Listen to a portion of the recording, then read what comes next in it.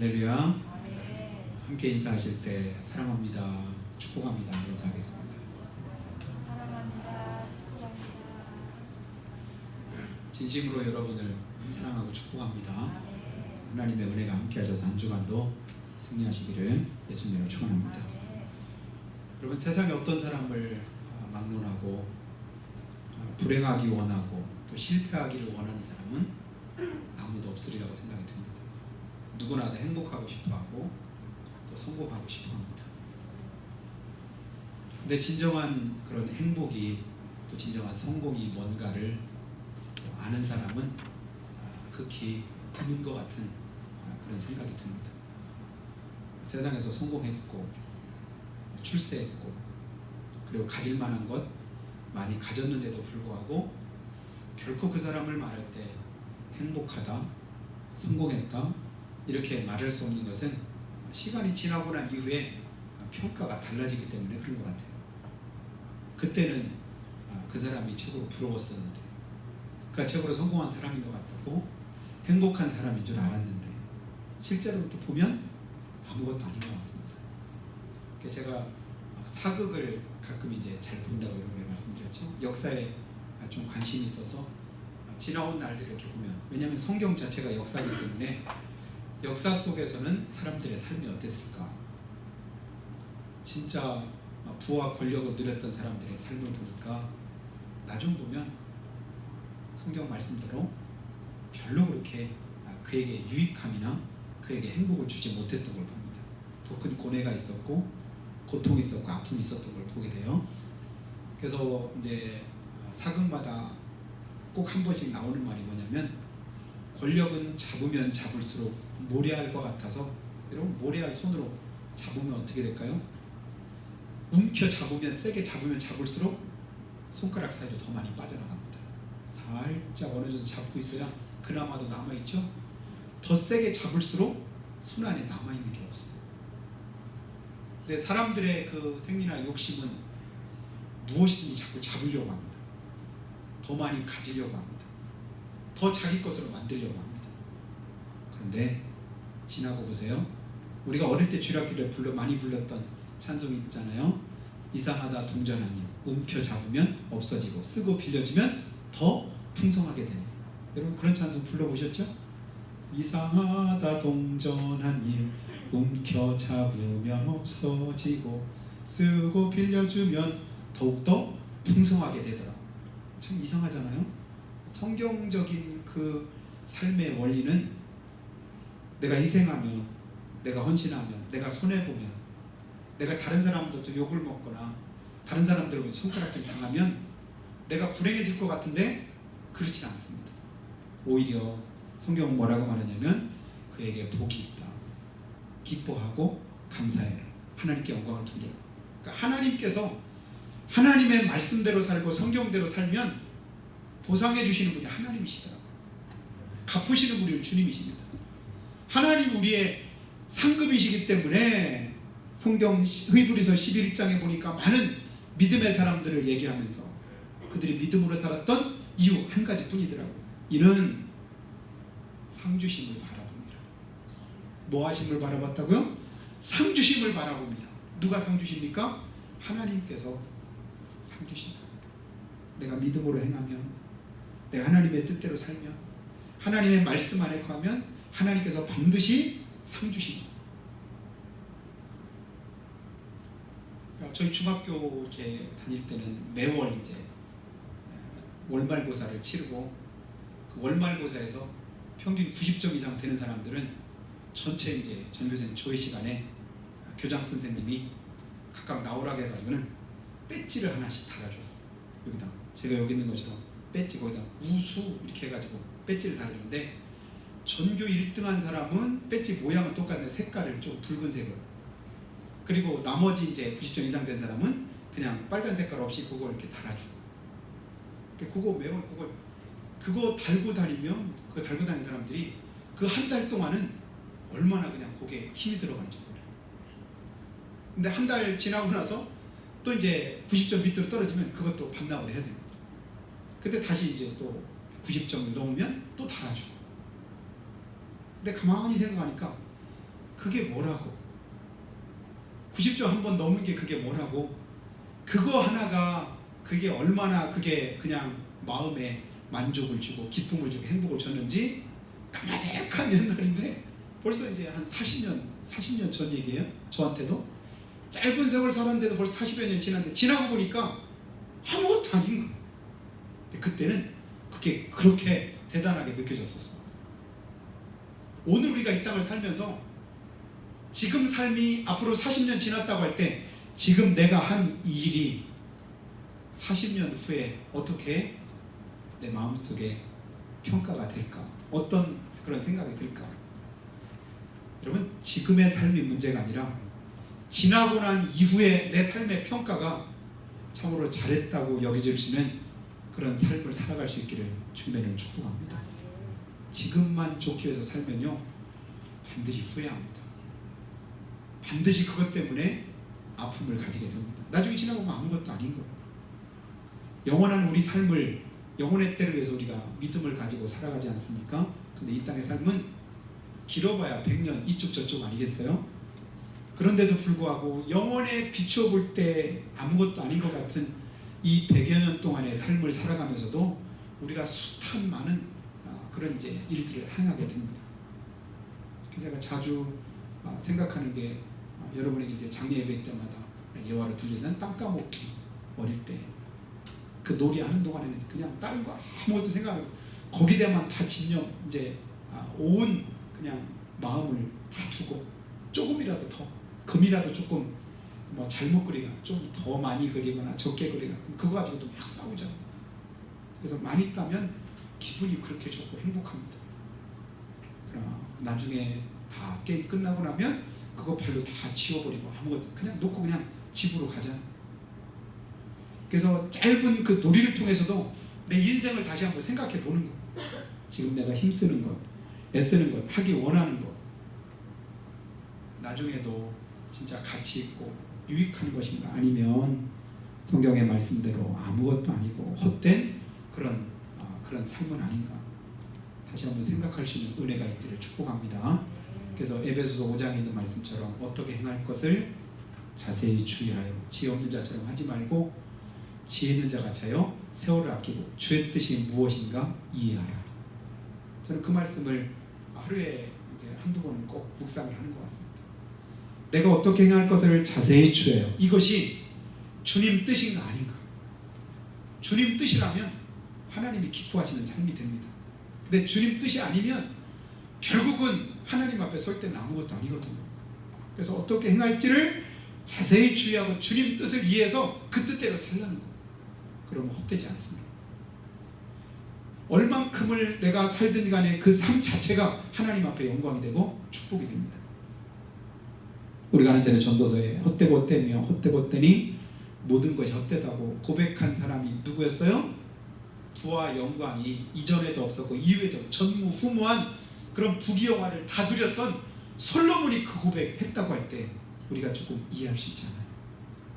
우리 땅에서 아무리 애쓰고 힘써도 솔로몬만큼 부귀영화를 누릴 수 없습니다. 오늘날에도 그처럼 누린 사람 없을 거예요. 아무리 재벌이라도 오늘날에는 얼마나 힘들고 어려운 그런 권력 앞에서 재벌일지라도 얼마나 여러분 힘없이 그냥 고통을 당하는가 여러분도 보시잖아요. 재벌 총수가 돼도 우리나라의 가장 큰 부자가 돼도 권력 앞에서는 힘을 못 써요. 근데 그 권력을 가진 사람도 기껏해야 그 권력이 별로 오래가지 못합니다. 대통령 지냈던 분들 보셔요? 지금 어떤 모습입니까? 우리가 볼 때도 우리만 또 못한 그런 안타까운 그런 삶의 모습을 가지고 있잖아요. 이 짧은 시간 동안에도. 그러면 길게 우리 인생이 다른 날 주님 앞에 섰을 때 내 모습은 어떨까? 이 생각을 다시 한번 해보게 됩니다. 오늘 말씀 보면 1절에 이런 말씀이 있습니다. 너희 중에 싸움이 어디로 다툼이 어디로부터 나느냐. 성경 전도서에서는 해 아래에서 하는 모든 수고가 자기에게 무엇이 유익한가 우리에게 질문을 던지고 있습니다. 해 아래에서 하는 모든 수고가 우리에게 무엇이 유익한가 여러분이 답을 한번 달아보시기 바래요. 그리고 전도서를 집에 가서 한번 읽어보시기 바랍니다. 그럼 그 안에 답이 나오는데 근데 내가 뭔가 수고하고 애를 쓰는데 그러면 결국 내게 무엇이 유익한가를 그걸 찾아서 살아가야 되는데 그렇지 못할 때가 많습니다. 이유가 뭘까? 오늘 1절에 그 질문을 다시 한번 주고 있습니다. 너희 중에 싸움이 어디로부터, 다툼이 어디로부터 나느냐? 너희 지체 중에서 싸우는 정욕에서부터 나는 것이 아니냐?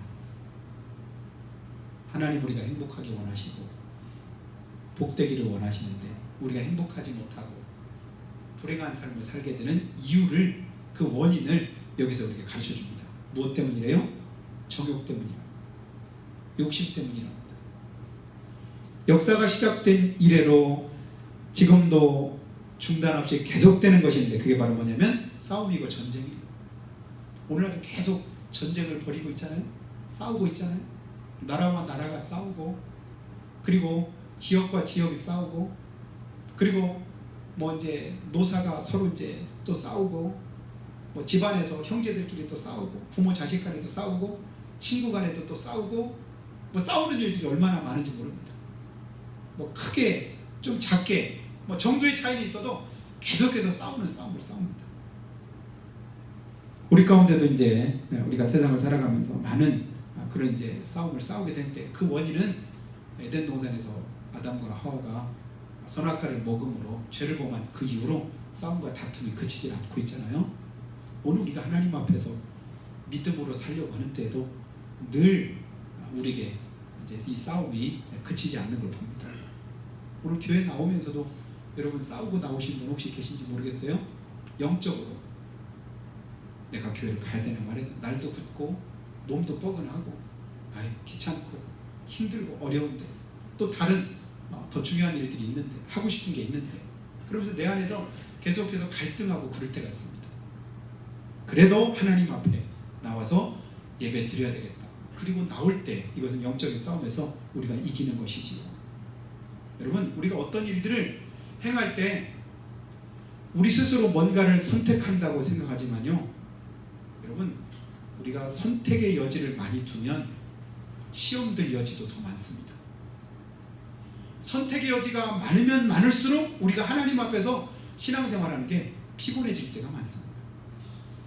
여러분 선택의 여지를 많이 두지 말고 그 수를 점점 줄여가시기 바라요. 그리고 선택의 여지가 아니라 순종할 수 있는 믿음을 가지기를 예수님은 축복합니다. 어떤 하나님의 말씀은 내가 선택할 수 있는 그런 권한이 내한테 없어요. 다만 우리는 뭐 할 뿐이에요? 순종할 뿐이죠. 하나님 말씀대로 그대로 행할 뿐입니다. 이미 답은 성경 안에 다 나와 있잖아요. 주님께서 우리가 어떻게 행할 것을 말씀으로 이렇게 가르쳐 주셨습니다. 명령하셨습니다. 근데 나는 그걸 선택에 놓고 선택지 가운데 하나로 보면서 행할 때 하나님이 기뻐하지 않으시죠. 선택의 여지가 많은 것은 바른 신앙생활에 들지 못하고 우리는 순종하는 믿음으로 하나님 앞에 나아갈 수 있는 그런 은혜가 있기를 주님의 이름으로 축복합니다. 그래서 내 마음속에서 계속해서 영적인 갈등이 일어나고 고민이 생기고 이런 건 뭐냐면 아직도 내가 영적으로 안정되지 못하고 바로 서 있지 못하다고 하는 증거입니다. 반주기 음소거 해주세요. 우리가 하나님 앞에서 믿음으로 행하고 주님 뜻대로 행할 때 여러분 선택의 여지가 아니라 순종하면서 우리가 나아가는 그런 삶을 살게 되는데요. 그래서 오늘 말씀도 너희 지체 중에서 싸우는 정욕으로부터 뭐가 나온다고요? 싸움이, 다툼이 시작된다. 그래서 이 싸움의 원인은 바로 정욕에 있다고 말씀을 합니다. 이것은 바로 이제 하나님의 뜻이 아니라 정욕과 불신앙은 원수 마귀의 뜻인 것이지요. 그래서 이 세상이나 세상에 있는 것들을 사랑하지 말라. 이는 세상에 있는 모든 것이 뭐래요?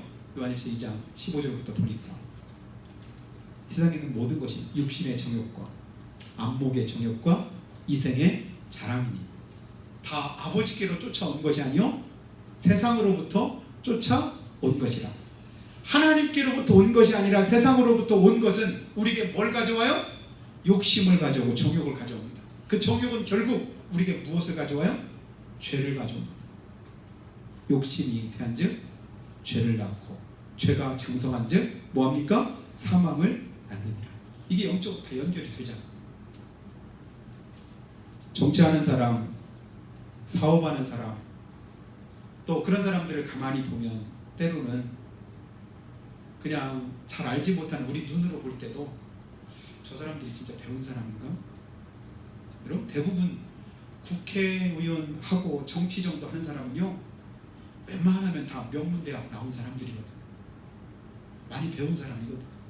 공부도 많이 했고요, 다른 사람보다 재력도 있고요, 세상적으로 훨씬 더 뛰어난 그런 부분들이 많습니다. 근데 말하는 것이나 행동하는 걸 보면 저 사람이 진짜 배운 사람일까?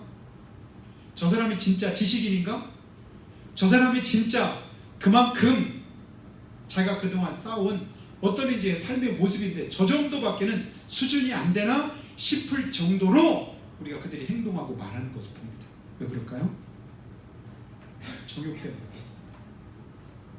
죄가, 원수 마귀가 그를 붙잡고 있을 때 그 속에서 나타나는 그런 모습들은 하나님의 성령 안에서 지혜를 가지고 있는 우리의 모습으로 볼 때는 세상 사람들이 볼 때는 어떨지 몰라도 너무 어리석어 보이고 하찮아 보이는 거예요. 기껏 저 정도밖에 말을 못하나, 행동을 못하나, 그런 생각을 가집니다. 누가복음 12장 15절에서 주님은 우리에게 이런 말씀을 줍니다. 삼가 모든 탐심을 물리치라. 사람의 생명이 그 소유에 넉넉한 데 있지 아니하니라.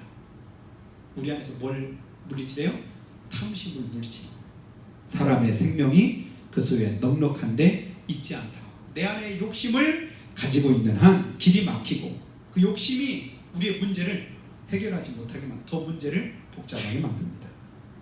하나님께 맡기고 하나님의 은혜 가운데 거하면 하나님께서 풀어주시고 이끌어주시고 인도하시는 은혜를 우리에게 베풀어 주십니다.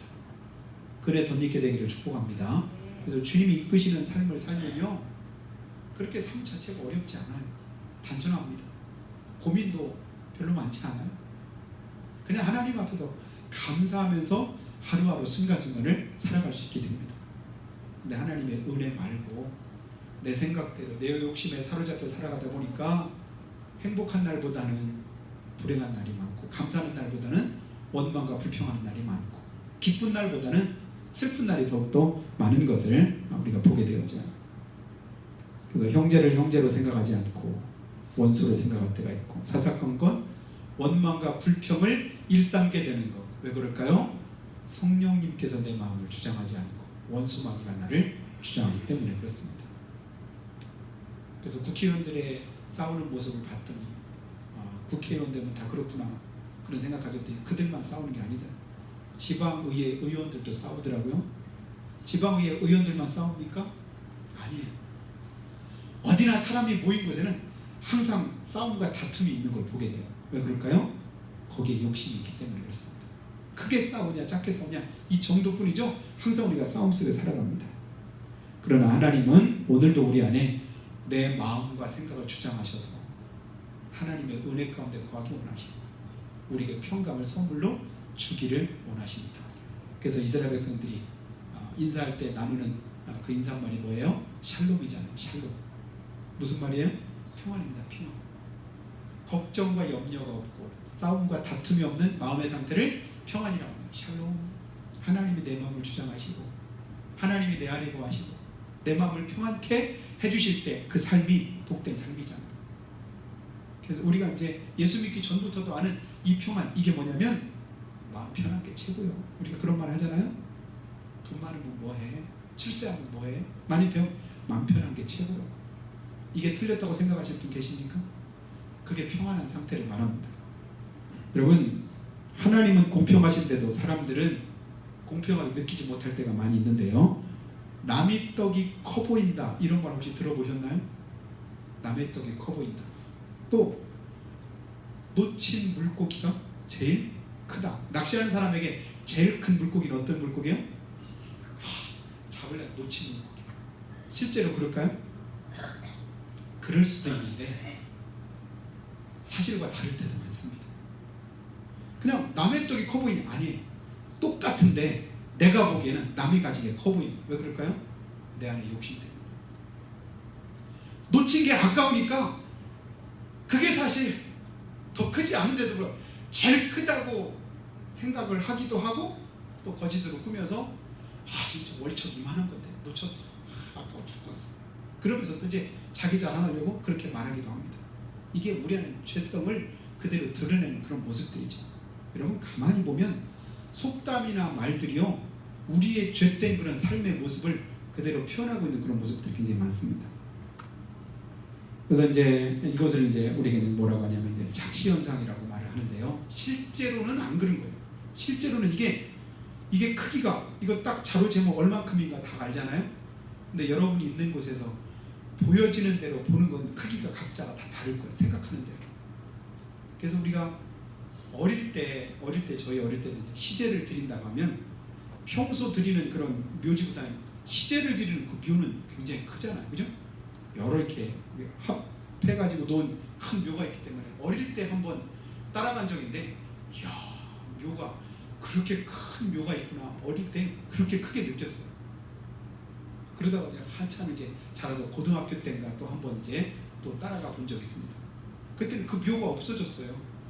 그때 그 큰 묘 어딨냐고 물어봤더니 이거예요. 근데 아무리 머릿속에 생각해도 그게 이해가 안 돼요. 머릿속에 남아있는 건 굉장히 큰 묘였는데 진짜 보니까 그렇게 크지 않아요.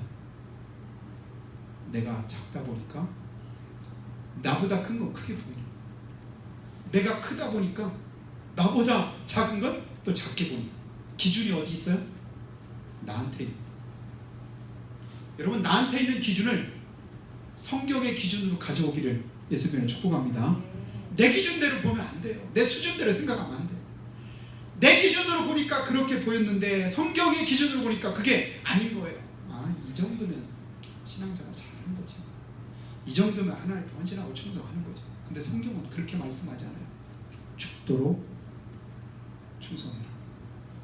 여러분 죽도록 해보신 분 계십니까? 그러려면 우리는 여기에 있을 사람 아무도 없죠. 왜냐하면 아직 아무도 안 죽었잖아요. 힘대로만 해도 우리는 신앙생활 잘한다고 그렇게 생각하는데 성경에는 보니까 그게 아니에요. 힘에 지나도록 더 이상 소진돼서 아무것도 더 이상은 할 수 없을 만큼의 그런 수준을 가지고 헌신하고 충성한 많은 사람들이 있는 걸 봅니다. 근데 내 수준대로 보면 이만하면 됐지 뭐, 이 정도면 됐지 뭐, 그러면서 내 스스로 만족합니다. 아니에요. 하나님의 기준대로, 성경의 기준대로 여러분 거기에 맞춰서 행하시기를 축복해요. 그러면서 자기 기준 가지고 저한테 목사님 하면서 이렇게 물어오는 사람들이 있습니다. 목사님 이런 문제는 이렇게 하면 어떻게 해야 될까요? 자기 기준을 이미 가지고 있고 자기가 답을 내놓고 있습니다. 근데 뭐냐면 그걸 담임 목사가 그렇게 해주면 그래도 자기 마음이 좀 편할 것 같아서 그러면 안 된다는 걸 알면서도 물어올 때가 있어요. 그럼 어떻게 해야 될까요? 이미 답을 자기가 가지고 있는데 그래도 어떻게 잘 못할 때 있습니다. 성경에는 하나님의 말씀에는 이렇게 말씀했는데 성경대로만 말을 해줘야 되는데 또 때로는 그것 때문에 또 시험 들까봐 그것 때문에 또 실족할까봐 성경대로 답을 주지 못하고 그보다 훨씬 더 그냥 수준 낮은 그런 답을 이제 그에게 줄 때도 있습니다. 이건 사실 하나님의 바른 것이 아니죠. 하나님의 말씀대로 하나님 뜻대로 하는 것이 신앙생활인 걸 믿으시기를 주님의 이름으로 축원합니다. 이게 착시현상대로 서면 안 돼요. 또 하나 체감온도라는 게 있습니다. 여러분 이제 일기예보를 할 때 오늘 온도는 오늘 30도까지 최고기온이 올라갑니다. 근데 체감온도는 40도, 45도가 될 수 있습니다. 이런 얘기 들어보셨나요? 겨울 되면 오늘 영하 5도까지 내려갑니다. 그런데 바람이 많이 불어서 체감온도는 영하 15도까지 내려가기도 합니다. 실제하고 내가 느끼는 게 뭐라는 거예요? 다르다는 거예요. 지금 에어컨을 이렇게 틀어놨는데 어떤 분은 추워 이런 분이 있을지 몰라요. 또 어떤 분은 에어컨 틀어서도 더워 좀 더 시원하게 해줬으면 좋겠는데 각각 다 다른 거예요. 왜냐하면 각자 자기의 그런 기준이나 그런 상황들이 다르기 때문에 그래요. 더더군다나 여러분 갱년기 증상을 앓고 계시는 분이 가족 중에 계시면 특별히 신경을 많이 써주시기 바랍니다. 수시로 변해. 금방 더웠다, 금방 추웠다, 금방 이랬다 저랬다. 왜냐면 호르몬이 내 속에서 자꾸만 변화되니까 이게 이제 상황과는 다르게 금방 더웠다 그랬다, 춥다 그랬다, 금방 이랬다 저랬다 막 이렇게 막 변화가 심한 거예요. 몸이 그러니까 이제 어쩔 수 없고 많이 배려를 이제 해줘야 되는데요. 여러분 이런 부분들이 신앙생활에서는 그러면 안 돼요. 항상 내 신앙생활에 내 신앙의 온도는 항상 일정하기를 유지하기를 주님을 축복합니다. 항상 온도 이제 그 상황을 유지하면서 나아가는 그런 믿음의 생활이 필요해요. 오랫동안 이렇게 신앙생활을 보니까 늘 이렇게 이제 막 굴곡이 있는 분들이 있어요. 잘하면 잘하다가 어느 정도 그 다음에 또 내려갔다가 또 잘하다가 내려갔다가 잘하다가 내려갔다가 항상 이런 데 보면 늘 더 이상 발전이 별로 없을 때가 많습니다. 그러나 조금씩이라도 한 걸음이라도 여러분 달라지고 변화되는 그런 삶으로 하나님 앞에 서게 되기를 주의 이름으로 축복합니다. 주님 오늘도 우리에게 말씀하셔요. 서로 돌아와 사랑과 선행을 격려하고 자기 유익을 구하지 말고 다른 사람들의 유익을 구해라. 오늘 모든 죄와 정욕은 싸움과 다툼은 정욕에서는 아닌데 성경은 뭐라고 하냐면 서로 돌아보아 사랑과 선행을 격려하고 자기보다도 남을 더 낮게 여기고 남의 유익을 구하랍니다. 욕심은 자기를 구하고 자기를 세우려고 하지만 주님은 뭐라고 해요? 나보다 더 남을, 내 것보다도 남의 것을.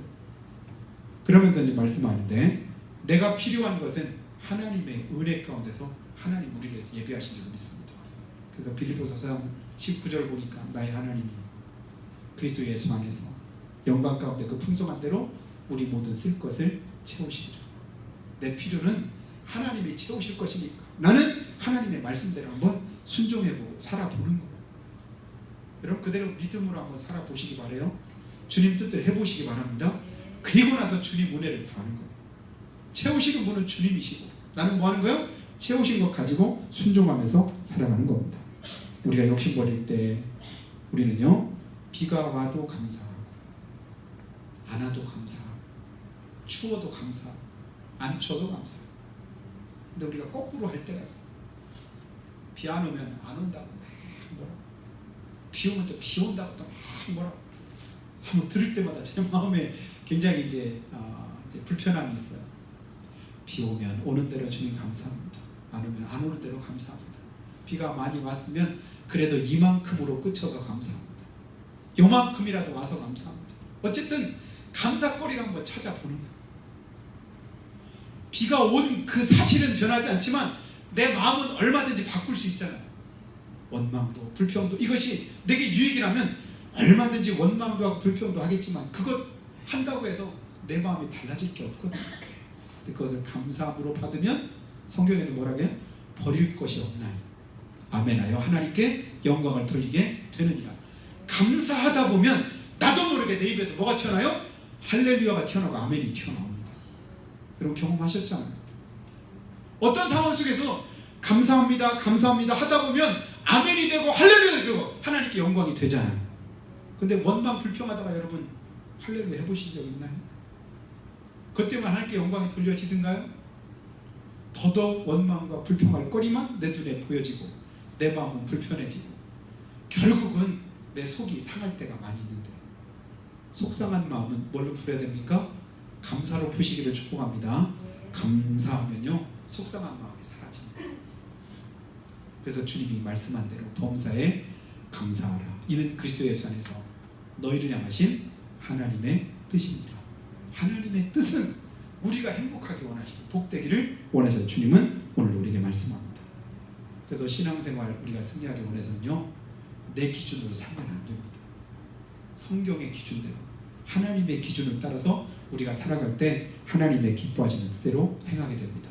그래서 예수님께서 아무든지 나를 따라오려거든 첫 번째 뭐 하래요? 자기를 부인해라. 자기 부인이 뭐죠? 내 욕심과 정욕을 다 내버리라는 거예요. 나는 아무것도 아닙니다.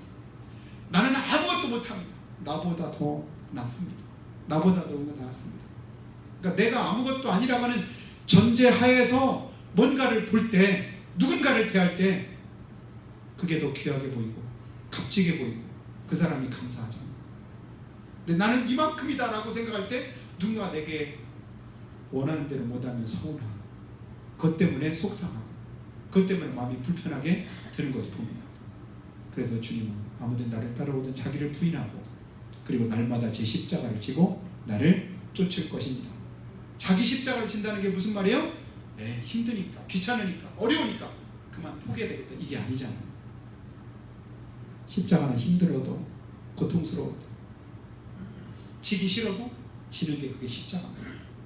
어려워도, 하기 싫어도 주님이 말씀하셨으니까 나는 해야 되겠다. 그러면서 주님 말씀 따라서 행하다 보면 하나님께서 우리에게 은혜를 베풀어 주십니다. 주님 말씀대로 행하면 책임은 누가 져주실까요? 하나님께서 져주십니다. 내가 죽으면요, 원망할 것도 불평할 것도 서운할 것도 아무것도 없습니다. 왜요? 내가 죽었는데. 그래서 바울은 뭐라고 고백해요? 나는 날마다 죽노라. 나는 날마다 죽노라. 이게 무슨 말일까요? 정과 욕심, 죄악된 그런 삶이 날마다 내 속에서 죽고, 그리고 나서 내 안에서 누가 존귀케 돼요? 그리스도가 존귀케 되게 하기 위해서 그는 힘썼던 삶을 보게 됩니다. 여러분, 죽은 고기 계속 찔러봐야 고기가 아프다고 하지 않아요? 움직이지도 않습니다. 집어 던지고 어쩌고 가만히 있어요. 내가 아직도 원망과 불평이 나오고 서운함이 있고 누군가를 향해서 자꾸만 대적하려고 싸움이 되어지는 그 이유 뭐냐면 아직도 내가 죽지 못했다. 고린도전서 15장 31절 형제들아 내가 그리스도 예수 우리 주 안에서 가진 바 너에게 대한 나의 자랑을 두고 단언하노니 나는 날마다 죽노라. 바울의 자랑이 뭐래요? 내가 죽은 게 자랑입니다. 믿음 안에서의 자랑은 뭘까요? 예수 믿는 사람들의 자랑이 뭘까요? 내가 가진 게 자랑이 아닙니다. 내가 다른 사람보다 많이 배운 게 자랑이 아닙니다. 다른 사람보다 더 뛰어난 게 자랑이 아닙니다. 나는 날마다 죽노라. 이게 자랑이에요. 나 죽었어. 나 오늘도 내 욕심이 죽었다. 나 오늘도 하나님 앞에서 내 정을 죽였다. 내 정과 욕심을 십자가 못 박았다. 오늘도 하나님의 뜻대로 행하려고 내가 이거 포기하고 내려놨다. 주님 때문에 기꺼이 내가 욕을 먹고 이 고난과 어려움들을 십자가를 지는 심정 가지고 여기까지 나왔다. 그게 자랑이 되기를 축복합니다. 주님 앞에서 해야 될 자랑은 주님이 인정하시는 것이 자랑이 되어야 되잖아요. 주님이 인정 안 해주시면 내가 아무리 자랑스럽게 얘기해도 주님께서 뭐라고 말씀하냐면 모른다고 하시잖아요. 주여 내가 주의 이름으로 귀신을 내어쫓고 병든 자를 고치고 선지한 노릇을 하고 주의 이름으로 이렇게 행했습니다. 악하고 게으른 종아 내가 너를 도무지 알지 못하니 바깥 어두운 데 가서 슬피 울며 이를 갈미 있으리라. 나는 그렇게 주의 이름으로 행했다고 자랑했는데 주님이 뭘 하셔요? 나는 너를 도무지 알지 못한다라고 말씀합니다. 그 인생 끝난 거지. 주님이 알아주셔야, 인정하셔야 그 삶이 복된 인생입니다. 여러분 이 삶을 사시기를 예수님의 축복합니다. 근데요 여러분이 아무리 그렇게 살고 싶어도 우리 힘 가지고는 살 수 없습니다. 그래서 주님 우리에게 뭐라고 말씀하냐면 너희가 얻지 못하면 구하지 아니함이라. 구해도 얻지 못하면 정욕으로 쓰려고 잘못 구함이라.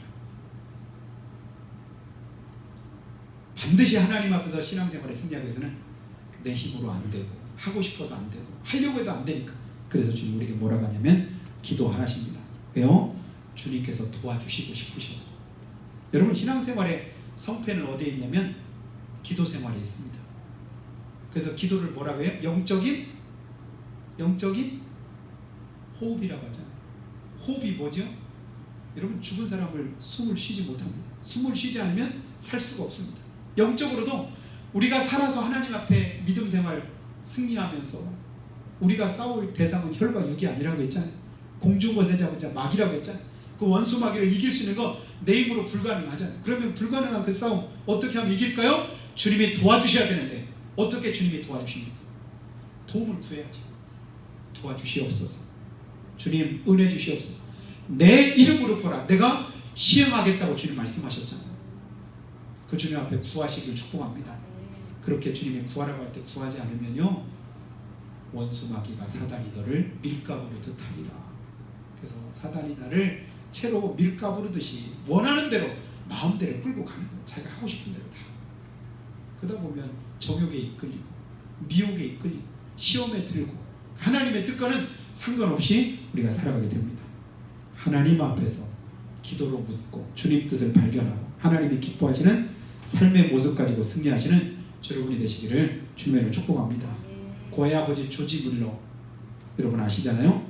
그는 평생 동안 5만 번이나 기도해서 응답받았다고 그가 말했는데 그는 이런 말을 한 가지 더 붙였습니다. 나는 평생 5만 번이나 기도의 응답을 받았다. 나는 그때마다 회개했다. 여러분 5만 번 기도하고 응답을 받았는데 응답 받을 때마다 그가 하나님 앞에 뭐 했다고요? 회개했답니다. 이유를 그는 이렇게 말합니다. 나는 하나님께 무엇을 달라고 기도할 때마다 하나님이 넘치게 주셨는데 받은 뒤에 생각해 보니까 하나님께 달라고만 한 것이 너무 죄송해서 난 하나님 앞에 회개했다. 이렇게 말합니다. 여러분 믿음으로 산 사람들은요 하고 또 하고도 하나님의 부족함을 느낍니다. 최선을 다해서 다 하고 힘에 지나도록 수고하고도 오히려 자기 자신의 부족함을 고백합니다.